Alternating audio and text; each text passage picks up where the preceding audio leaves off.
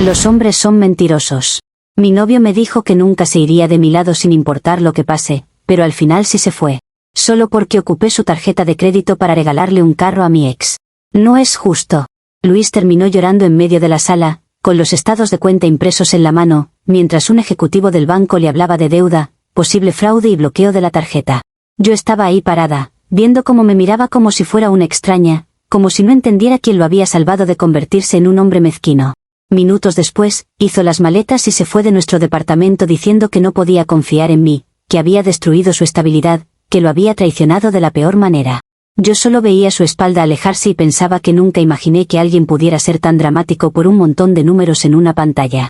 Lo irónico es que, a día de hoy, sigo convencida de que yo fui la única que entendió lo que era realmente justo en toda esta historia. Y si quieren entender por qué lo digo, tengo que empezar por el principio. Desde hace años siento que veo la vida distinta a los demás. La gente se llena la boca hablando de justicia, de leyes, de contratos, pero cuando se trata de hacer algo de verdad, se esconden detrás de excusas sobre responsabilidad financiera y estabilidad. Yo crecí viendo cómo los que tenían más siempre encontraban la forma de seguir acumulando, mientras los que apenas respiraban con el mínimo se quedaban agradeciendo migajas. Así que sí, me considero una persona que entiende mejor que nadie cómo deberían equilibrarse las cosas, aunque a otros les incomode esa palabra, equilibrar. Cuando conocí a Luis, justamente eso fue lo primero que pensé, este tipo es de los que nacen con el dado cargado a su favor. Buen trabajo, sueldo fijo, beneficios, tarjeta de crédito con un límite ridículo que yo jamás había visto en mi vida, familia que lo apoyaba, salud, todo en orden. No es que fuera malo, al contrario, era un hombre correcto, responsable, un poco aburrido si soy sincera, pero estable. Me decía todo el tiempo que conmigo se sentía en paz, que nunca me dejaría, que no importaba lo que pasara, que siempre estaríamos juntos. Y yo, que no soy tonta, escuchaba eso y lo guardaba como una promesa que iba más allá de simple romanticismo. El contraste con José no podía ser más brutal. José fue mi ex, mi relación anterior, el típico hombre al que la vida parece aplastar una y otra vez. Perdió su carro en un accidente absurdo, arrastraba deudas, siempre estaba con una historia nueva de cómo el jefe lo explotaba, de cómo el sistema estaba armado para que él nunca pudiera salir adelante. Mucha gente lo veía como un perdedor más, yo veía a alguien que, con un poco de ayuda, podría por fin respirar. Sí, nuestra relación terminó, sí, fue intensa y complicada, pero yo nunca dejé de sentir algo por él, aunque fuera en forma de preocupación. Un día, José me llamó con una voz que no le había escuchado nunca. Me dijo que en el trabajo le habían advertido que, si no conseguía carro pronto para seguir haciendo las rutas, lo iban a despedir. Me describió con lujo de detalles lo que eso significaba, quedarse sin sueldo, sin posibilidad de pagar alquiler, sin nada. Hubo un momento en esa llamada en el que se quedó en silencio y yo escuché su respiración rota, y en mi cabeza lo vi literalmente en la calle, con una mochila vieja y la mirada vacía. Ahí sentí que el universo me estaba hablando directamente, poniéndome una misión enfrente. Empecé a pensar en lo ridículamente desigual que era todo. Luis tenía su carro, sus ahorros, sus tarjetas, un colchón gigante para cualquier emergencia. José, en cambio, estaba a un despido de verlo todo colapsar. Y no era porque uno fuera mejor persona que el otro, era simplemente que uno había tenido más oportunidades, más suerte, más red de apoyo. Me pareció tan obvio que si alguien debía ceder un poco, era el que tenía de sobra. Para mí, el dinero en la tarjeta de Luis ni siquiera era algo real, era un potencial sin usar, un lujo esperando transformarse en algo más digno. Además, no era como si Luis nunca hubiera dicho nada. Muchas veces, cuando salíamos y yo dudaba en comprar algo, él se reía y me decía que para eso estaba la tarjeta, que no me preocupara, que mientras estuviéramos juntos yo nunca iba a quedarme sin nada. Hubo una noche en particular en la que me abrazó y dijo que no importaba lo que pasara, que él siempre me respaldaría. La mayoría de mujeres lo habrían tomado como una frase romántica más, yo lo escuché como una declaración de confianza total. Si confías en mí, confías en mis decisiones. Entonces conecté los puntos, un hombre con una tarjeta que casi no usaba más que para cosas superficiales, otro hombre que estaba a punto de perderlo todo por no tener carro, y yo en medio, capaz de cambiarlo todo con una sola decisión. Empecé a revisar opciones de vehículos, a buscar algo que fuera decente para que José no volviera a ser humillado por andar en chatarras, pero tampoco algo obscenamente caro que luego Luis no pudiera pagar. Sí, incluso en mi locura, pensé en un punto medio. ¿Es eso lo que hace a alguien irresponsable? No lo creo. El día que fui a ver el carro, sentí una mezcla de nervios y orgullo. Estaba sola, por supuesto, porque sabía que si le decía a Luis antes, no iba a entender, iba a reaccionar con ese típico miedo burgués al saldo negativo. Revisé el vehículo, escuché al vendedor repetir cifras, cuotas, intereses, y mientras tanto yo solo pensaba en José llegando al trabajo con ese carro, en su jefe viéndolo distinto, en él sintiendo por primera vez que alguien apostaba de verdad por él.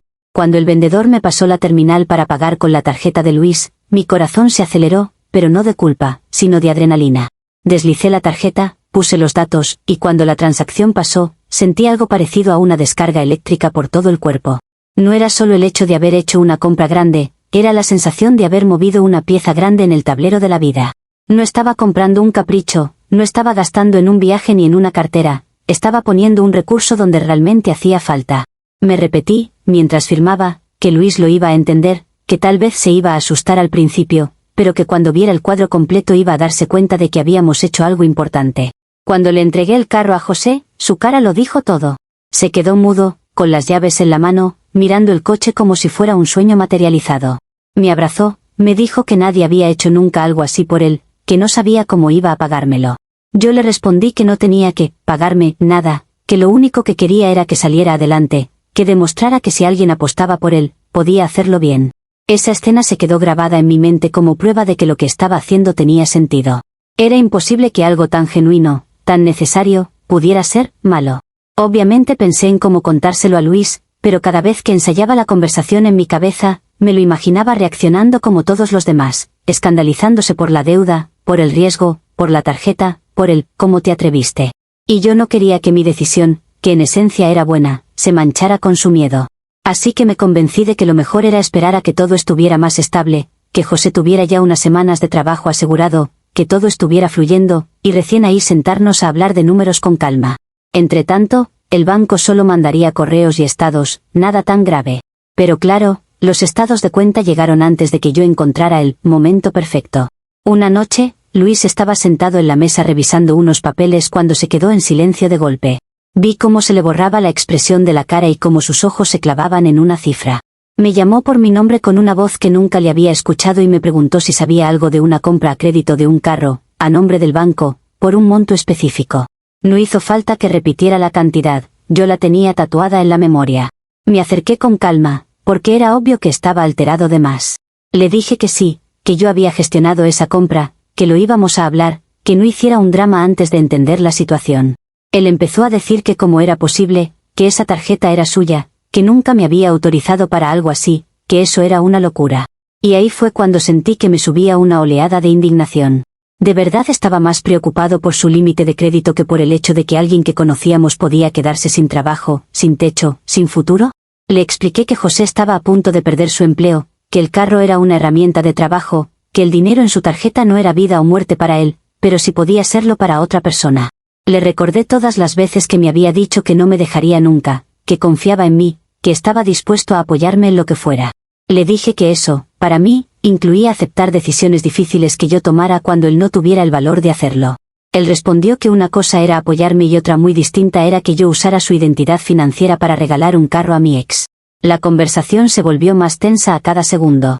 Yo insistía en que no veía el problema de reubicar recursos desde alguien que tenía más hacia alguien que no tenía nada, y él repetía palabras como deuda, responsabilidad, confianza, traición. Llegó a decir que lo que había hecho era imperdonable, que sentía que yo le había robado. Esa palabra me pareció tan exagerada que casi me reí. ¿Cómo puede haber robo cuando lo que se está haciendo es justicia? Le dije que si yo hubiera gastado ese dinero en cosas superficiales para mí, entendería su enojo, pero que aquí estábamos hablando de darle una oportunidad a alguien que, sin eso, se hundía. En un momento, tiró la carpeta con los papeles sobre la mesa y dijo que no podía más, que esto le excedía. Me miró como si no me reconociera y me dijo que no podía seguir conmigo, que no era la persona que creía, que había cruzado una línea sin siquiera pensarlo. Yo le recordé su famosa frase de que nunca me dejaría sin importar lo que pasara, y él respondió que una cosa era tener problemas normales de pareja y otra muy distinta era despertarse un día con una deuda gigantesca y un carro a nombre del banco usado para beneficiar a un ex.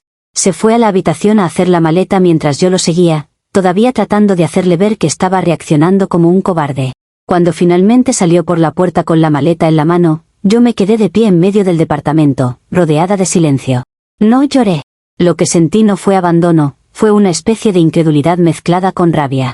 Me parecía absurdo que alguien que se decía adulto, maduro, enamorado, fuera incapaz de ver el cuadro completo. Que prefiriera cortar conmigo, dejarme sola con todo, antes que aceptar que, a veces, hay decisiones que se toman por algo más grande que la comodidad personal. Pensé que, con el tiempo, se le pasaría, que se daría cuenta de que había reaccionado desde el miedo y no desde la razón. Los días siguientes, cuando conté la historia a unas amigas, tuve cuidado con los detalles, porque la gente suele ser simple al juzgar. Les dije que había ayudado a alguien que lo necesitaba usando una tarjeta, que mi pareja no lo soportó y que se fue. Algunas dijeron que entendían a Luis, otras me dieron la razón. Yo, en el fondo, seguía convencida de que el problema no era lo que hice, sino que los hombres no soportan cuando una mujer se atreve a hacer lo que ellos no se atreven.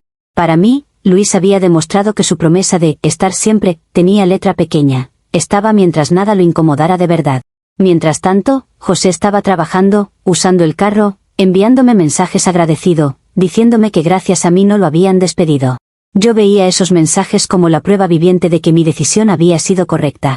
Sí, había deuda, sí, había enojo, pero también había un hombre que no se había quedado en la calle. Y, aunque suene frío, para mí eso pesaba más que el berrinche de alguien que no podía ver más allá de su puntaje crediticio. A mis ojos, yo no arruiné nada, yo solo moví recursos de donde sobraban hacia donde eran urgentes. Si el mundo no entiende eso, el problema no es mío. Usuario anónimo 1 dice: es impresionante cómo intentas maquillar algo tan grave como usar la tarjeta de otra persona sin permiso para regalarle un carro a tu ex. No es reubicar recursos, es endeudar a alguien que confiaba en ti, y encima lo tratas como si fuera un cobarde por no aplaudirte.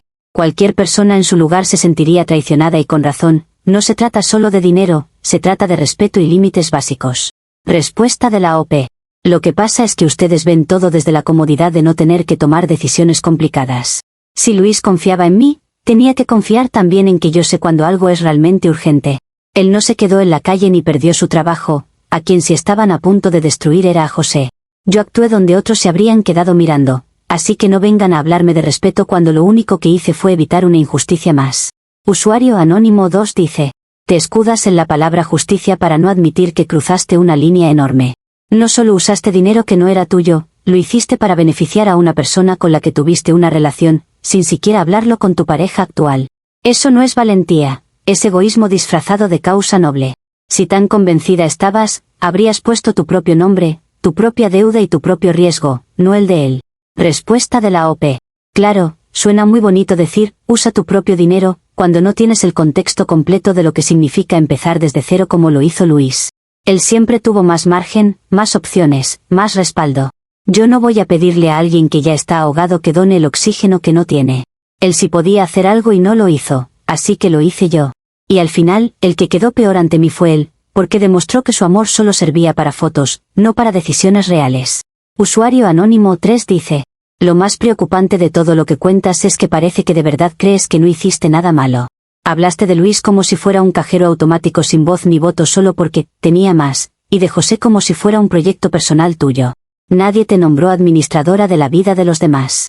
Es normal que Luis se fuera, porque no puede construir una relación con alguien que decide por él en cosas tan graves. Respuesta de la OP. Siempre es fácil juzgar desde afuera y reducirlo a nadie te nombró administradora.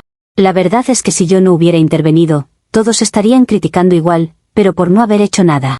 Luis no es un cajero automático, pero tampoco es una víctima indefensa, tenía como absorber esa situación y salir adelante. En cambio, José no. Si eso me convierte en la mala para ustedes, fine, pero no esperen que me arrepienta de haber tomado la única decisión que realmente cambió algo. Actualización 1. Pasaron unas semanas en las que intenté convencerme de que todo lo que había pasado con Luis valía la pena.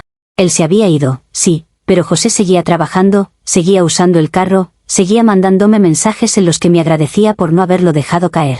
Había días en los que me dolía ver el cepillo de dientes de Luis vacío en el baño o su cajón de la cómoda sin nada, pero enseguida me repetía que había sido él quien eligió irse, no yo quien lo echó. Yo había tomado una decisión difícil, él había preferido correr. En mi cabeza, era así de simple.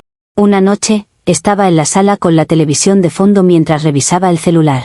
Tenía las noticias puestas solo por costumbre, hasta que escuché las palabras asalto violento y cámara de seguridad. Levanté la vista sin darle mucha importancia al inicio, pero entonces enfocaron un carro que me dejó helada. Era el mismo modelo, el mismo color, incluso las mismas llantas que yo recordaba haber fotografiado el día que fui a la agencia. Sentí un nudo en la garganta, pero todavía me repetí que podía ser otro igual, que no tenía por qué ser el mismo. El presentador empezó a leer detalles del incidente, un robo en una tienda de barrio, un grupo de hombres entrando y saliendo rápido, el carro esperando afuera, la huida. Entonces dijeron la placa. La repetí mentalmente una vez, 2 veces, como si mi cabeza quisiera asegurarse de que estaba escuchando mal. No estaba equivocada. Eran los mismos números y letras que yo había visto el día que José me mandó la foto del carro ya matriculado. Fue como si el aire se volviera pesado de golpe. No quise entrar en pánico enseguida. Mi primer reflejo fue buscar explicaciones que no lo dejaran a él como responsable directo. Pensé que tal vez alguien le había robado el carro, que quizá alguien había clonado las placas, que a lo mejor se trataba de un error de la policía o del canal. Me aferré a cada una de esas posibilidades como si fueran salvavidas, porque aceptar la opción más obvia me habría obligado a cuestionar mucho más que la conducta de José. Habría significado cuestionarme a mí.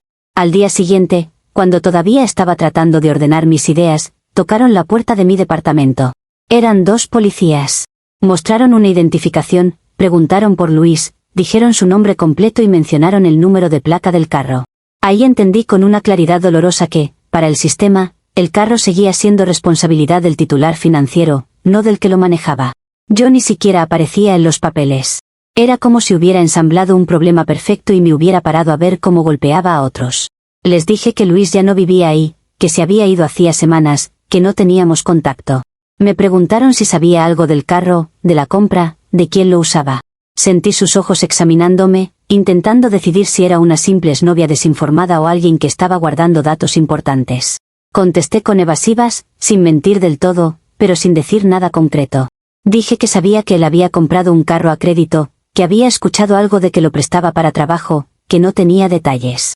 Por dentro, mi cabeza gritaba que todo eso era culpa de José, pero mi boca se resistía a pronunciar su nombre. Cuando cerré la puerta, me quedé apoyada en ella, sintiendo cómo se me dormían los brazos. No era solo el miedo a lo que pudiera pasar con José, era la sensación de que el gesto que yo había elevado a símbolo de justicia ahora estaba en la pantalla de las noticias como parte de un asalto cualquiera.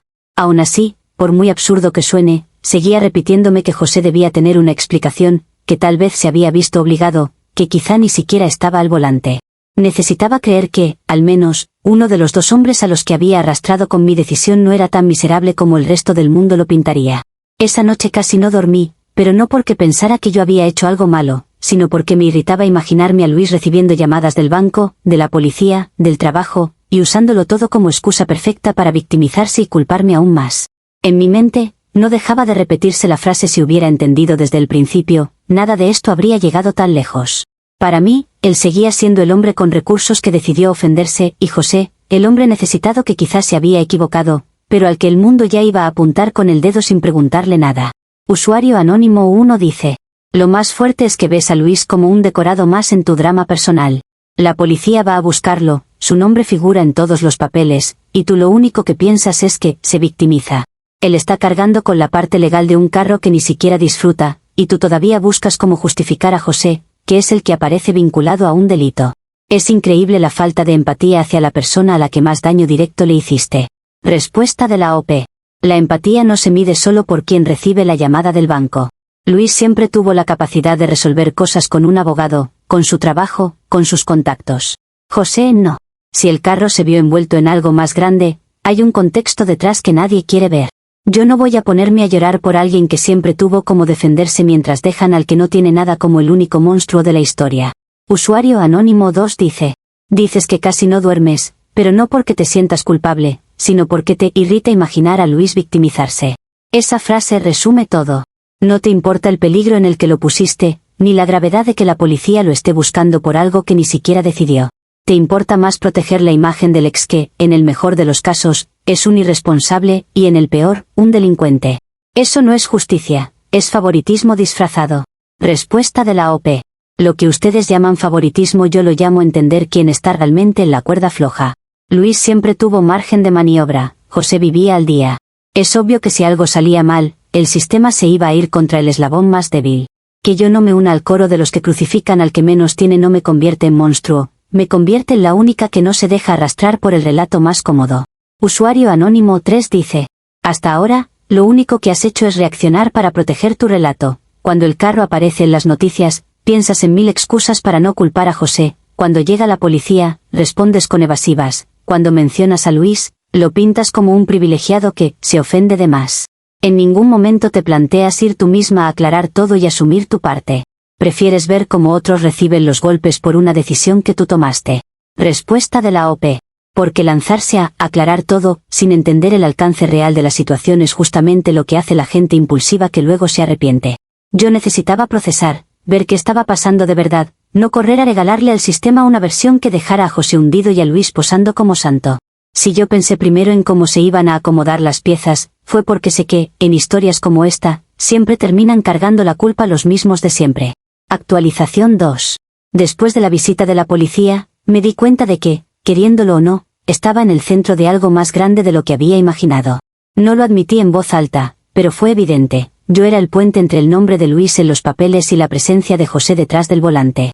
Sin embargo, en lugar de sentir que tenía que entregarme como sacrificio, lo que pensé fue que debía administrar muy bien la información para no destruir a la persona equivocada y, de paso, no dejar que me usaran como chivo expiatorio. Esa palabra nadie la dice, pero todos saben cómo funciona. Cuando me llamaron para una especie de declaración informal, fui con mi mejor cara de mujer confundida pero cooperativa. No era un interrogatorio formal todavía, pero el tono dejaba claro que querían encajar piezas. Me preguntaron cómo había sido la compra del carro, si yo sabía para quién era, si había tenido participación. Elegí mis frases con pinzas. Dije que sabía que el carro se había adquirido para que alguien pudiera trabajar, que Luis y yo habíamos hablado muchas veces de ayudar a personas necesitadas, que él conocía mis intenciones de apoyar a un amigo, pero que no recordaba los detalles financieros exactos. No dije el nombre de José. Lo presenté como un conocido con problemas económicos que solo necesitaba el carro para trabajar. Añadí que era posible que el vehículo hubiera sido robado o que alguien hubiera clonado las placas, porque hoy en día esas cosas pasaban mucho. Me escuché a mí misma decirlo y supe que la mitad de lo que salía de mi boca eran medias verdades envueltas en preocupación. Pero también pensé que, si me ponía a hablar con brutal honestidad, el sistema iba a agarrar la versión más cómoda y a triturar a quien menos podía defenderse. En paralelo, empecé a escribirle a José con más insistencia. Le pedía que se mantuviera bajo perfil, que evitara exponerse, que no contara detalles innecesarios si alguien le preguntaba. Le dije que la cosa estaba rara, que el carro había salido en las noticias, que tenía que tener cuidado. No lo hacía solo por él, sino porque sabía que cualquier movimiento suyo podía arrastrarme a mí, curiosamente, terminar dejando a Luis como el gran inocente que nunca entendió nada. Yo no iba a permitir que se construyera una historia tan simplista. Me repetía constantemente que yo era una mujer generosa atrapada entre la torpeza del sistema y las malas decisiones de otros. Esa narrativa me ayudaba a no derrumbarme cuando me llamaban del banco, cuando preguntaban por Luis, cuando las noticias volvían a mencionar el asalto. Cuando me pedían pruebas, capturas de pantalla, mensajes, yo seleccionaba con cuidado qué mostrar. Nunca entregaba conversaciones completas, nunca dejaba ver la parte donde yo decía claramente que había usado la tarjeta de Luis sin decirle nada. Si alguien iba a unir ese punto, al menos no iba a ser con mi ayuda directa. En el fondo, sabía que estaba filtrando todo para que mi papel pareciera más noble y racional de lo que realmente había sido. Necesitaba que, si alguien reconstruía la cadena de decisiones, yo quedara como la que intentó ayudar y no como la que armó la bomba. De algún modo, me convencí de que estaba protegiendo a todos, a José, para que no lo destruyeran en un juicio público, a Luis, para que no lo vieran como un tonto engañado, y a mí, para no quedar como la villana absoluta. Sonará contradictorio, pero de verdad sentía que estaba sosteniendo un equilibrio precario que nadie más era capaz de ver. Mientras tanto, seguía sin entender por qué era tan grave que Luis hubiera aparecido vinculado al financiamiento del vehículo. Sí, lo molestaban del banco, sí, tal vez tenía reuniones incómodas, pero para mí eso seguía estando del lado de los problemas que se solucionan con traje y escritorio, no con hambre ni despidos. Cada vez que alguien insinuaba que yo debía cargar con más responsabilidad, me defendía mentalmente recordando que, sin mi decisión inicial, José ya estaría despedido y quién sabe en qué situación. Mi filtro moral funcionaba como una muralla, dejaba entrar lo que confirmaba que yo había intentado hacer algo correcto y rechazaba todo lo demás. Usuario anónimo 1 dice: lo que llamas administrar información es mentir por omisión para protegerte y proteger al que sabes que probablemente cometió un delito. Fuiste capaz de presentarte ante las autoridades con esa pose de mujer confundida mientras escondías deliberadamente el nombre de José y el hecho de que usaste la tarjeta de Luis sin permiso. No estabas sosteniendo ningún equilibrio, estabas intentando que nadie pudiera señalarte directamente como la responsable de haber armado todo. Respuesta de la OP. Porque si yo llegaba y soltaba nombres y detalles sin filtro, el sistema iba a hacer lo que siempre hace, irse directo contra el que menos tiene y pintarme a mí como una loca irresponsable. No es tan simple como, di la verdad y ya. Hay matices, y yo me negué a entregar a José en bandeja cuando ni siquiera sabía si él había tenido alternativa. Si cuidarme a mí y cuidar la complejidad de la situación les parece mentir, entonces ustedes viven en un mundo muy ingenuo.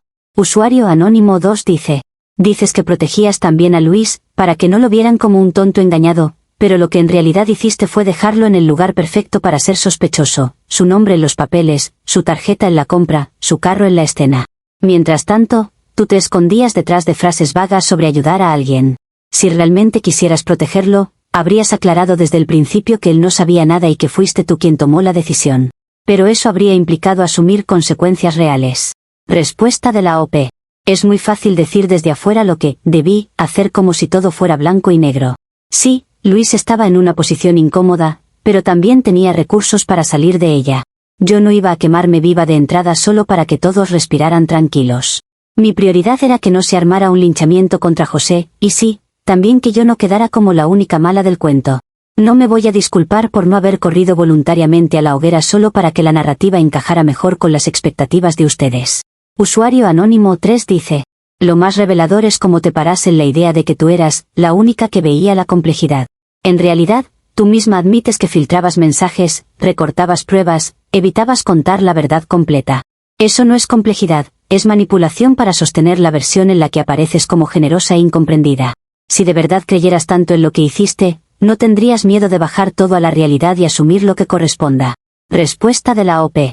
La realidad no es un acta notarial donde todo entra limpio y perfecto. La realidad está llena de cosas que no se entienden si las tiras sin contexto. Yo sé exactamente desde dónde tomé cada decisión, y si ajusté como lo contaba fue porque sé cómo funcionan estos procesos. Se busca un villano cómodo y se le carga todo. Yo me negué a dejar que la historia se contara de forma tan plana. Si eso incomoda, es porque prefieren culpar a alguien rápido antes que aceptar que hay zonas grises. Actualización 3. Todo terminó de estallar el día que las noticias pasaron un nuevo vídeo del asalto. Esta vez no era una toma borrosa desde lejos, sino una cámara de seguridad de otro local cercano, con mejor ángulo y resolución. Pusieron el fragmento en cámara lenta, acercaron la imagen del conductor y, por más que yo quisiera negarlo, no había margen, era José. Su forma de moverse, su perfil, incluso la chaqueta que yo misma le había visto usar 1000 veces. En ese momento, ya no pude sostener la idea de que tal vez era un malentendido. A partir de ahí, todo cambió de tono. Las autoridades dejaron de tratar el caso como una simple investigación alrededor de un vehículo y empezaron a hablar de encubrimiento, de posibles cómplices, de quien sabía que desde el principio. De pronto, mi nombre y el de Luis estaban otra vez en el centro, pero ya no como simples anexos. El carro estaba asociado a la tarjeta de él, el beneficiario directo era José, un hombre con problemas económicos, y yo aparecía en medio, con declaraciones llenas de huecos que ya no podían justificarse como confusión. José desapareció del mapa casi al mismo tiempo que el vídeo se hizo viral. Dejó de responder mensajes, no contestó llamadas, no subió nada más a redes. Ese silencio, que al principio quise leer como miedo, empezó a tener sabor a confirmación. No tardaron en catalogarlo como prófugo. Y mientras él se esfumaba con el carro nuevo, el foco se desplazaba con más fuerza hacia Luis, que pasó de ser un titular de tarjeta a un posible sospechoso dentro de la cadena. Era tan absurdo como lógico desde afuera. Si todo estaba a su nombre, ¿cómo no iba a saber nada? Luis fue llamado a declarar formalmente. Ya no eran preguntas amistosas, era un proceso en serio. Me enteré de algunos detalles por terceros y por los inevitables comentarios que circulan cuando algo así llega al entorno laboral de alguien. Su abogado, según supe, fue muy claro: si la historia no se enderezaba, Luis podía terminar cargando con responsabilidades que no le correspondían, y la clave para enderezarla era que yo hablara. No con mis medias tintas de antes, sino con la verdad completa. Cuando me citaron a mí, el tono fue completamente distinto al de la vez anterior. Las preguntas estaban estructuradas, los datos en orden, las fechas claras. Me confrontaron con mis propias declaraciones previas, con los registros de la compra, con los movimientos de la tarjeta. Me preguntaron quién autorizó la operación, quién decidió el modelo del carro, quién entregó las llaves, quién sabía que José lo estaba utilizando. Por primera vez, sentí que ya no había espacio para mis versiones editadas. Era como si todo el teatro que había montado se hubiera quedado sin telón que esconder. El abogado de Luis dejó claro, incluso delante de mí, que seguir manejando la situación como si todo hubiera sido un malentendido solo lo hundía más. Si yo no decía exactamente lo que había pasado, las cosas podían terminar muy mal para él. Y por mucho que me moleste admitirlo, en ese momento me di cuenta de que no podía seguir sosteniendo mi relato sin llevarlo a él de arrastre. No porque de golpe me importara más que antes, sino porque, si él caía con todo el peso del caso encima, yo inevitablemente iba a ir pegada. Así que terminé diciendo lo que todos querían escuchar, pero a mi manera. Admití que había sido yo quien usó la tarjeta, que Luis no había autorizado esa compra específica, que había decidido comprar el carro para José por mi cuenta, que mi intención había sido ayudarlo a conservar su trabajo. Dije que nunca imaginé que el vehículo se vería envuelto en un delito y que confié en que José haría buen uso de él. En otras palabras, puse sobre la mesa el esquema real, pero lo envolví con la palabra intención cada vez que pude. No iba a permitir que borraran eso. Salir de esa sala fue extraño. Por un lado, sentí alivio, como si me hubieran arrancado una venda que ya me estaba sofocando. Por otro, me molestaba profundamente la idea de que ahora todos creyeran que habían conseguido la verdad y que, con eso, todo quedaba resuelto. Yo sabía que lo que había hecho seguía teniendo una lógica que ninguno de ellos quería ver. Intenté ayudar a alguien que necesitaba el carro para trabajar. Que él hubiera decidido usarlo para algo más era una traición a esa ayuda, pero no un borrón automático de mis motivos. Usuario Anónimo 1 dice: es revelador cómo describes tu confesión. Dices que terminaste diciendo lo que todos querían escuchar, como si aceptar que usaste la tarjeta de Luis sin permiso fuera un capricho ajeno y no simplemente la realidad. También te molesta que crean haber conseguido la verdad, cuando tú misma reconoces que habías estado editando tu versión hasta que ya no pudiste más. Eso no suena a alguien que entiende la gravedad de lo que hizo, suena a alguien que se indigna porque se le acabó el margen para seguir manipulando. Respuesta de la OP. Lo que pasa es que ustedes creen que la verdad es solo una lista de hechos, sin contexto. Sí, usé la tarjeta, sí, la decisión fue mía, y sí, lo dije. Pero si solo se quedan con eso, borran todo lo demás, porque lo hice, que estaba en juego, quien se estaba por quedar sin nada. Que finalmente haya dicho lo que ya sabían por papeles no significa que de repente mi versión anterior fuera pura mentira, significa que decidí dejar de pelear contra un sistema que solo entiende lo que cabe en una casilla.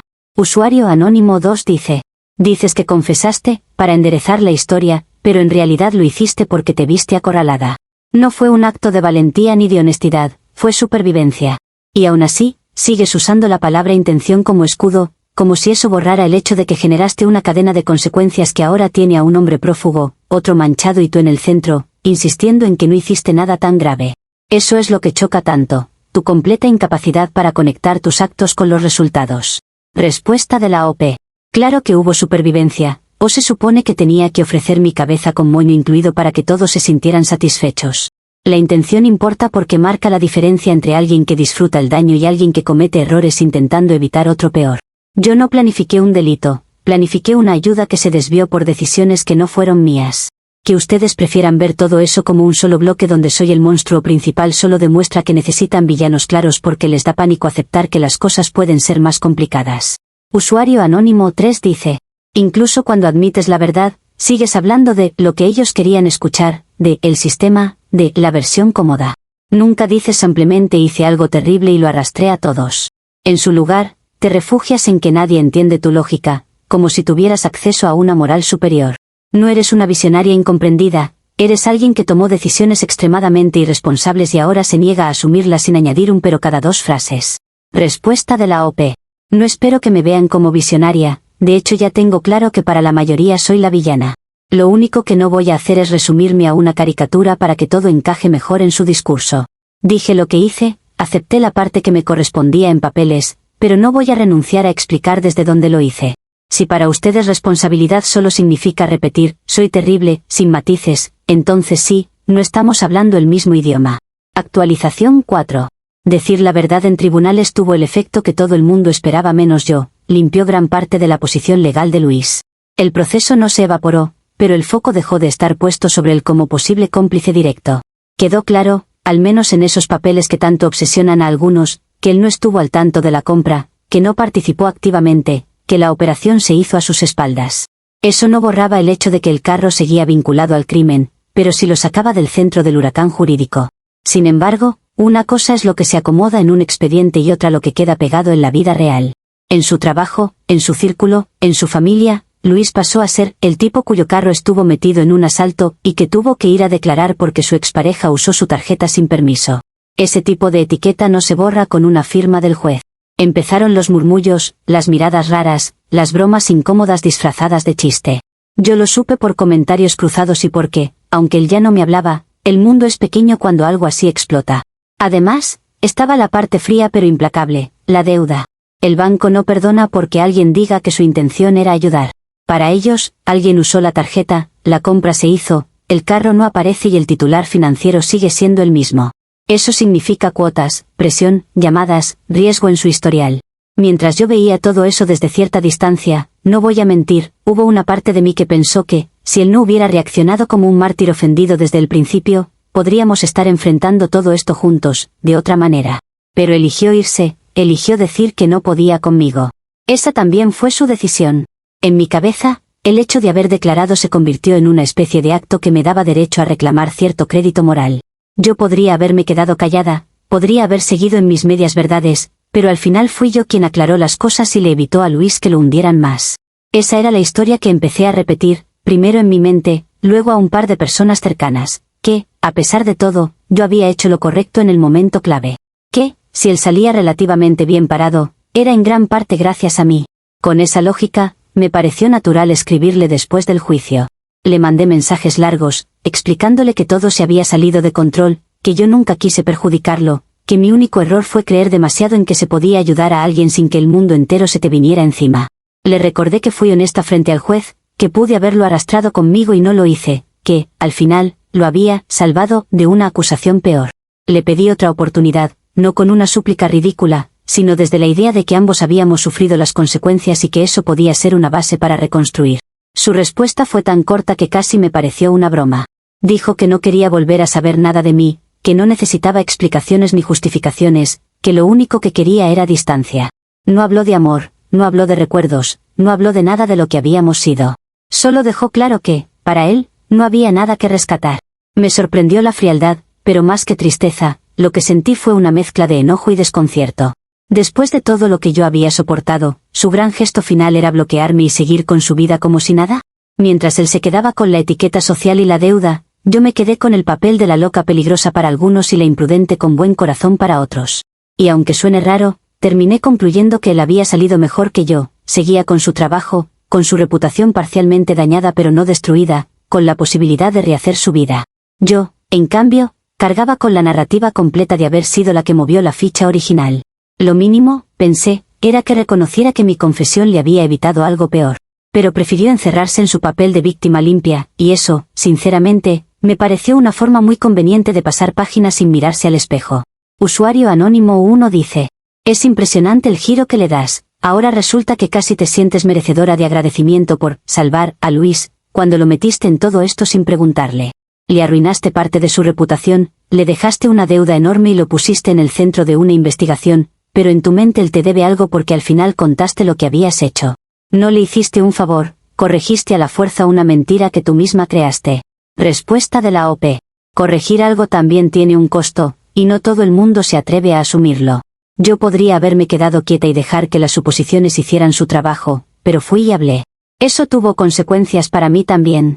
Que ustedes reduzcan todo a «era tu obligación» es cómodo, pero no cambia el hecho de que sin esa declaración él estaría mucho peor. No voy a fingir que no veo ese detalle solo porque les incomoda admitir que, incluso en medio del desastre, yo hice algo para evitar que se lo llevaran por delante. Usuario Anónimo 2 dice: te molesta que él no quiera reconstruir nada contigo, pero ¿qué esperabas? Desde su perspectiva, tú fuiste la fuente del problema, no una víctima colateral. Le usaste la tarjeta, vinculaste su nombre a un delito, mentiste en tus primeras declaraciones y ahora le escribes como si fueran socios que acaban de pasar por una mala racha. Es normal que su respuesta sea corta y tajante. Lo que no es normal es que te sorprenda. Respuesta de la OP. No me sorprende que esté dolido, me sorprende que se aferre a ese papel incluso cuando ya todo está sobre la mesa. Podría reconocer que hubo errores por todos lados, que el sistema nos aplastó a todos, que José fue el que rompió el pacto inicial. Pero no, prefiere encerrarse en la narrativa de «yo no hice nada, la mala es ella».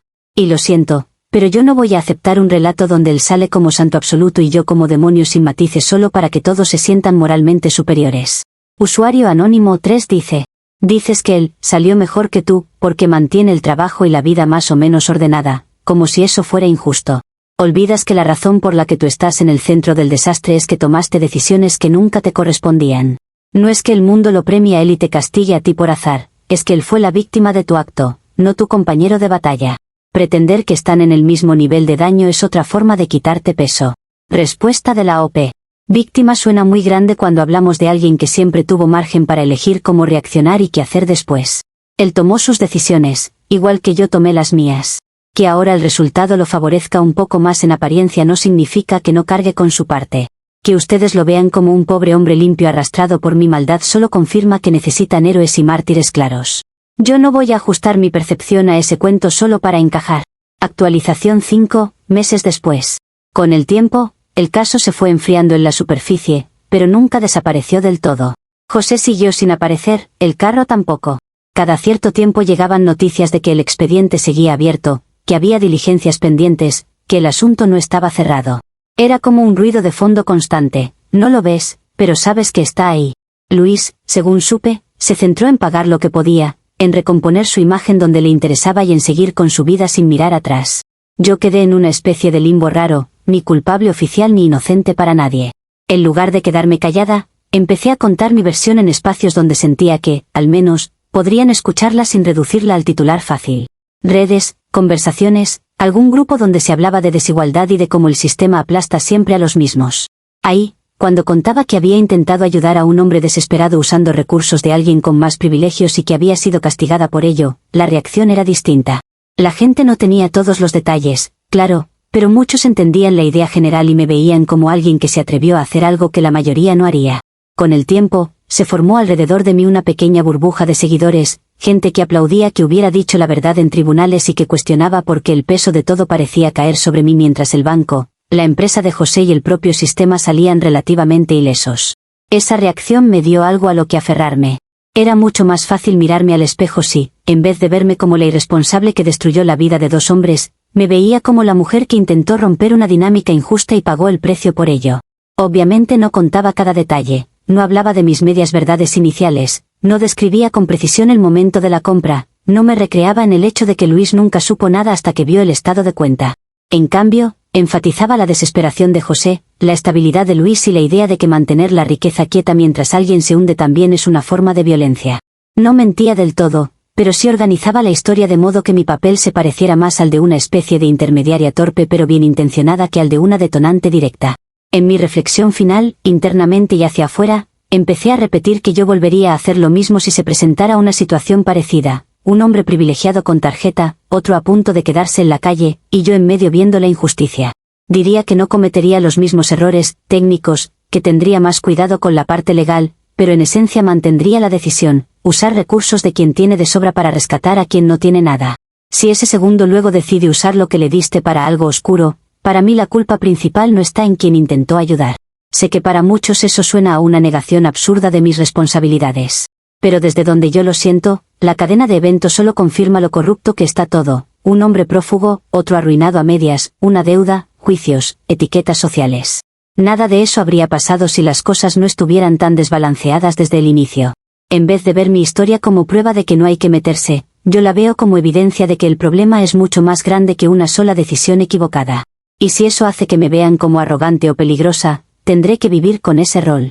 Para mí, la alternativa sería aceptar que hacer nada era la opción correcta, y eso sí que no lo voy a conceder.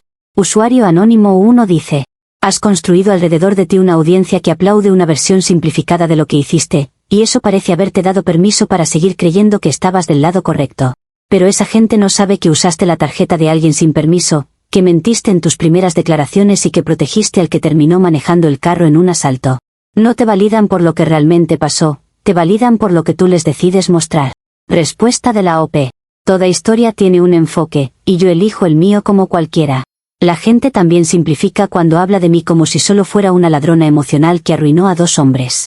Nadie cuenta que el origen de todo fue un hombre al borde de perderlo todo y otro con recursos de sobra. Si hay un sesgo en mi relato, también lo hay en el de quienes me demonizan.